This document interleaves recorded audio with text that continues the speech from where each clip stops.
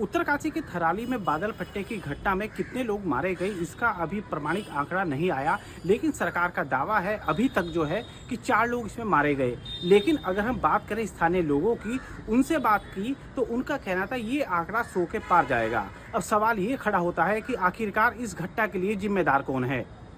बादल फटा, इतने लोग मारे गए, लेकिन सीधे तौर पर कहा जाए तो ये सिस्टम का बहुत बड़ा फेलियर है। सिस्टम के जो अधिकारी हैं वो एसी कमरों में बैठकर योजनाएं तो बनाते हैं, लेकिन वो योजनाएं जमीन पर नहीं उतरती। सवाल अब इस बात का लेकर है कि थराली बाजार में नदी के किनारे इतना बड़ा निर्माण कार्य कैसे हो गया। व्यावसायिक भवन बन गए, बड़े बंगले बन गए, रेस्टोरेंट बन गए, होम स्टे बन गए। आखिरकार उसको बनाने की इजाज़त किसने दी, जबकि नदी किनारे निर्माण नहीं हो सकता। और सबसे बड़ी बात यह है कि नियम भी है कि गंगा किनारे 200 मीटर के दायरे में आप किसी तरह का निर्माण नहीं कर सकते।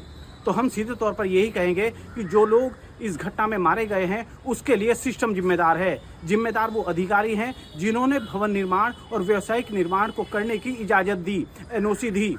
आपदा पहली बार नहीं आई, उत्तराखंड में आती रहती है। और उत्तरकाशी की बात की जाए तो वहाँ पर इस आपदा के बाद 47 साल पहले जो जख्म थे वो हरे हो गए। 2011, 2012, 2013 में इस तरह की आपदाएं आती रही, सिस्टम सोता रहा, कोई ठोस योजना नहीं बन पाई और आपदाओं के चलते जो लोगों की जीवन लीला समाप्त होती चली गई।